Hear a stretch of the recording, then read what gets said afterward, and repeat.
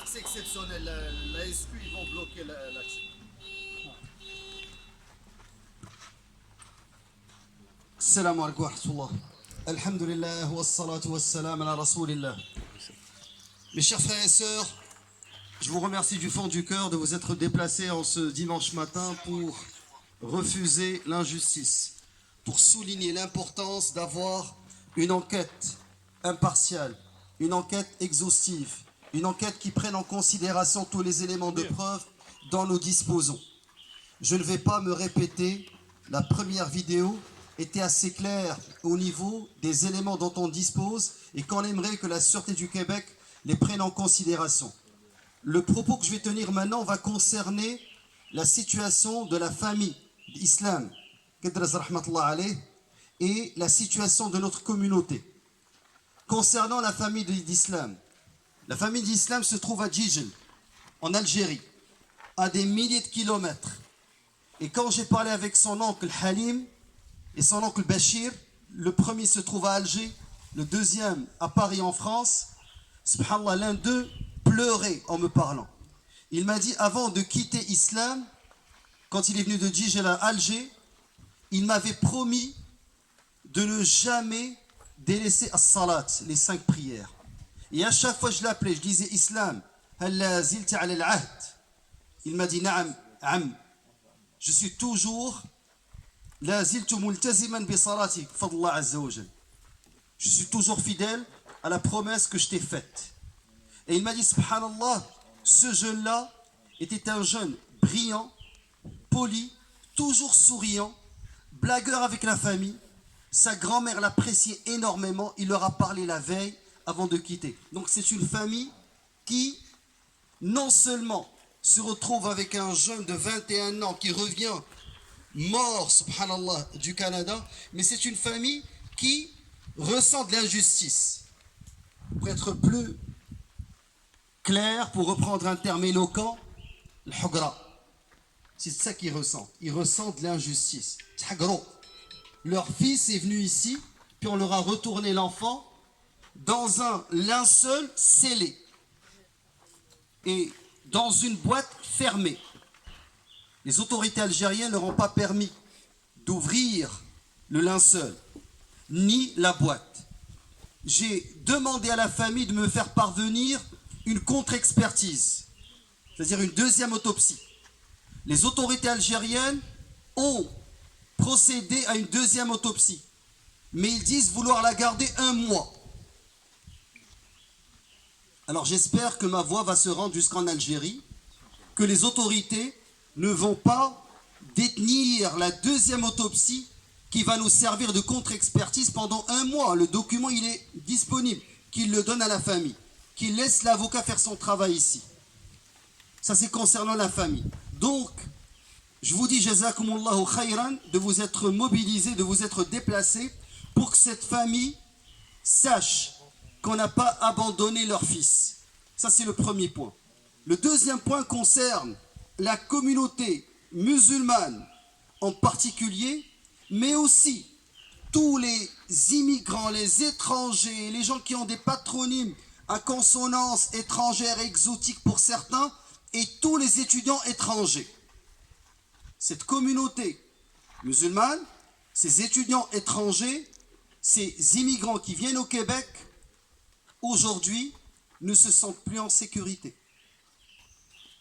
Il y a une semaine, on pleurait les victimes de la ville de London en Ontario.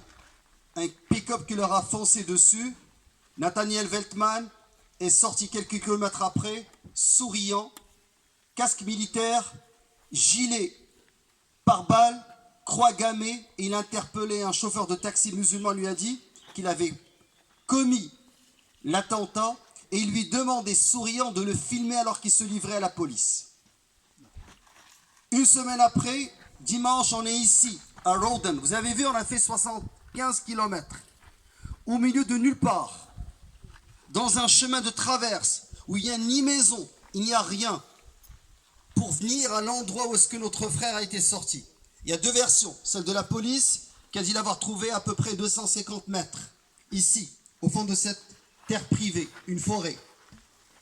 Il y a la version du propriétaire de la terre qui a dit qu'il a été retrouvé pendu. En fait, c'est pas pendu, c'est lynché. Et vous savez très bien que les extrémistes d'extrême droite, quand ils kidnappaient des Noirs, les Afro-Américains, ils les lynchaient de cette manière. Ils les suspendaient à des cordes. Et puis les gens les retrouvaient, enterraient leurs morts et les pleuraient. Mais ça envoyait un message de terreur dans la communauté. Et c'est pour cela que je vous dis que ces gens-là, ils veulent semer cette terreur dans les rangs des musulmans, dans les rangs des étrangers. Vous allez me dire, on n'a pas de preuves pour le prouver. Moi, je vous dis qu'il y a une semaine, une famille marchait tranquillement sur la rue et quelqu'un leur a foncé. Et aujourd'hui, ici à Rawdon, une petite municipalité, on vient nous rappeler notre frère islam et de souligner que la communauté musulmane n'est pas intimidée. C'est vrai que plusieurs sœurs, plusieurs frères ne se sentent plus en sécurité. Mais moi, ce que j'ai envie de leur dire, c'est qu'avec notre mobilisation, avec notre solidarité, nous allons envoyer un message clair que nous ne sommes pas intimidés, que nous n'avons pas peur et que nous n'allons pas nous laisser faire.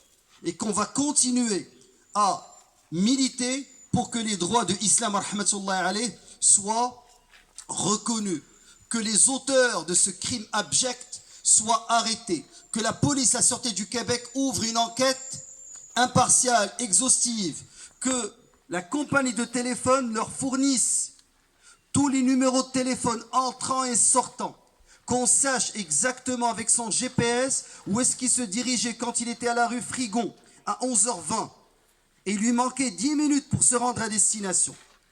Alors, toutes ces questions nécessitent des réponses de la part des autorités.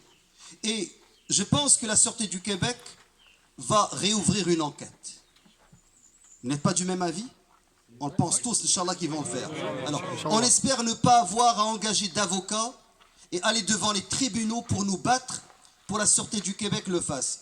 Ce que plusieurs personnes m'ont demandé, c'est que sur le chemin du retour, parce que ça ne sert à rien de rentrer avec nos femmes, avec nos enfants dans cette forêt, pour aller voir l'endroit où il a été retrouvé pendu, tué, mais sur le chemin du retour, qu'on fasse une petite pause dans le parking de la Sûreté du Québec. Est-ce que vous êtes du même avis? Oui. Donc, Inch'Allah, mettez sur vos GPS, Sûreté du Québec, Rawdon, ça va être notre destination finale. On prendra une photo et on garde le contact ensemble. Jusqu'à présent, on n'a pas fait de levée de fonds, on n'a pas demandé d'argent. Ceux qui veulent aider la famille, aidez-la directement, bien que les frères qui ont fait des collectes de fonds, c'est des frères de confiance, des jeunes, des étudiants qui le connaissent. Mais si j'ai un conseil à vous dire, donnez directement à la famille si vous les donnez. Parce que la famille n'a pas demandé d'argent. Ils m'ont demandé de faciliter l'obtention d'un billet d'avion pour son oncle qui est en France et qui n'a pas pu retourner assister aux funérailles. Sinon, l'oncle, le père m'ont dit, barakallahu fikum, ils ne veulent pas. Alors, d'une certaine manière, on garde le cap, on garde la mobilisation. وجزاكم الله خيرا. لا تنسوا الأخ إسلام من دعائكم، فأسأل الله عز وجل أن يكون من الشهداء وليتقبله الله عز وجل وأن يعلي منزلته وأن يحشره مع الصديقين والنبيين والشهداء وحسن أولئك رفيقا. سبحانك الله وبحمدك أشهد أن لا إله إلا أنت نستغفرك ونتوب إليك.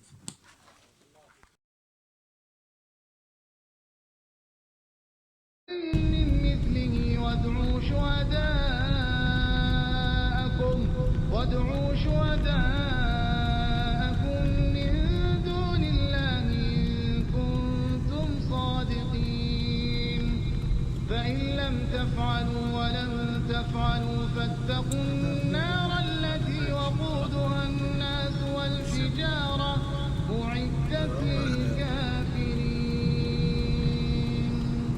وبشر الذين آمنوا وعملوا الصالحات أن لهم جنات تجري من تحتها الأنهار كلما رزقوا منها من ثمرة رزقا قالوا هذا الذي رزقنا من قبل وأتوا به متشابها ولهم فيها أزواج مطهرة وهم فيها خالدون إن الله لا يستحيي أن يضرب مثلا ما بعوضة فما فوقها فأما الذين آمنوا فيعلمون أنه الحق من ربهم وأما الذين كفروا فيقولون ماذا أراد الله بهذا مثلا يضل به كثيرا ويهدي به كثيرا وما يضل به إلا الفاسقين الذين ينقضون عهد الله من بعد ميثاقه ويقطعون ما أمر الله به أن يوصل ويفسدون في الأرض أولئك هم الخاسرون كيف devant la terre où est-ce que notre cher frère Islam a été retrouvé lynché.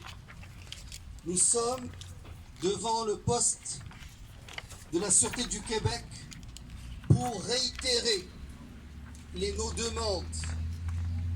Réitérer nos demandes, celles qu'on avait faites il y a une semaine, celles qu'on a encore répétées devant le parking de la mosquée où est-ce que Islam rahmatullah alayhi priait, celles que nous avons faites devant l'endroit où est-ce qu'il a été retrouvé, tué. Justice pour Islam. Justice pour Islam. Justice pour Islam. Justice pour Islam. Justice pour Islam. Justice pour Islam. Ce qu'on demande, c'est qu'il y ait une enquête exhaustive, que ce jeune-là ne soit pas oublié, que les éléments de preuve dont on dispose soient examinés par l'enquêtrice au dossier, que son cellulaire, s'il a été perdu, qu'on puisse au moins accéder aux données qui restent chez la compagnie de téléphonie, que tous les appels entrants et sortants soient examinés d'une manière minutieuse, que ceux qui l'ont contacté le dernier jour pour qu'il fasse la dernière livraison, celle qui a conduit à sa disparition, soit fait d'une manière professionnelle. Ce qu'on demande, c'est que Islam ne soit pas oublié, que son enquête soit réouverte et qu'elle soit exhaustive et qu'elle soit faite de manière à rassurer sa famille et toute la communauté. Je ne pense pas qu'on demande l'impossible. Barakallahu fikum.